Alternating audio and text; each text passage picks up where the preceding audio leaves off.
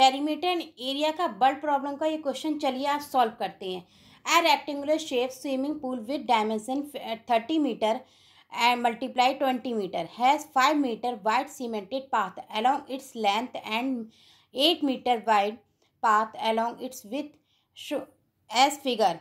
Find the cost of the cementing the path at the rate of 200 per meter square. देखिए इसमें क्या करेंगे, इसमें आपको स्विमिंग पूल दिया हुआ है। ये देखिए सबसे पहले क्या दिया, रेक्टेंगुलर स्विमिंग पूल। तो इसके डायमेंशन 30 और 20 मीटर दिए। सबसे पहले आप स्विमिंग पूल का एरिया निकाल लिए।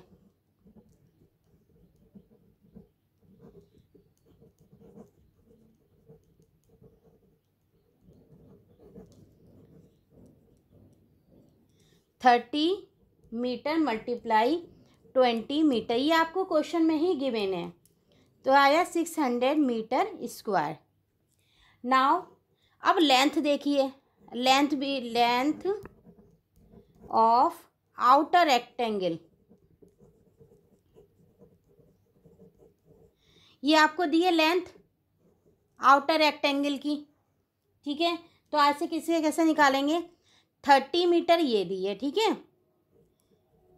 प्लस 8, ये आपको क्वेश्चन में दी है 8 प्लस 8 इज इक्वल टू कितना आएगा, 46 मीटर, ठीक है। अब आपको क्या निकालना है, ऐसे ही आपको सेम विड्थ निकालनी है।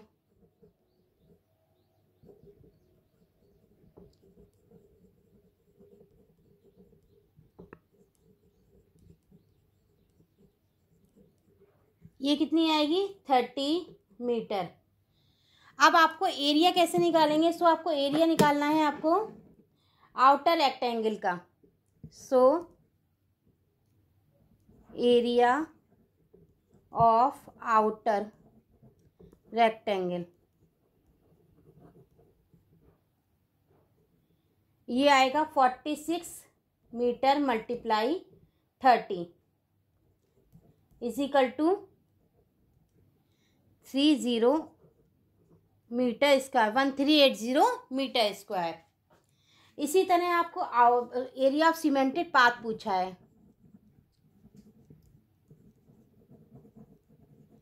एरिया ऑफ सीमेंटेड पाथ कैसे निकालेंगे, आउटर एरिया हो गया आपका, आउटर किसका, रेक्टेंगल का,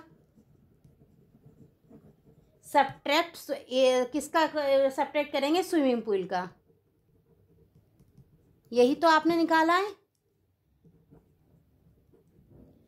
सो कितना आएगा, 1380 ये आया, माइनस सब्ट्रैक्ट 600 मीटर स्क्वायर, ठीक है। तो कितना आया, 780 मीटर स्क्वायर। सो आपको कॉस्ट पूछी है, cost of cementing 1 meter square path कितना दिया है आपको, क्वेश्चन में गिवन दिया है ₹200। ये आपको क्वेश्चन में गिवन है, देखिए ये आपको क्वेश्चन में ये दिया गिवन है, ठीक है, आपसे पूछी है ये। सो आप कैसे क्या निकालेंगे, टोटल निकालेंगे। So total cost of cementing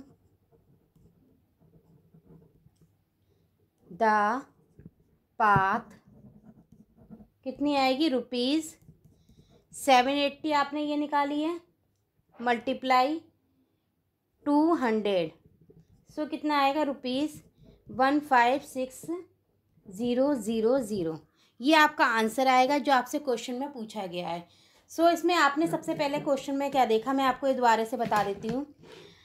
uh rectangle shape swimming pool with dimension 30 metre multiply 20 metre has 5 metre wide cemented path along its length and 8 meter width path along its width. Find the cost of cementing the path of the rate of 200 per meter square. इसमें हमने सबसे पहले क्या किया, swimming pool का वो निकाल लिया आपने, स्विमिंग पूल कवर किसका किया है, एरिया निकाल लिया।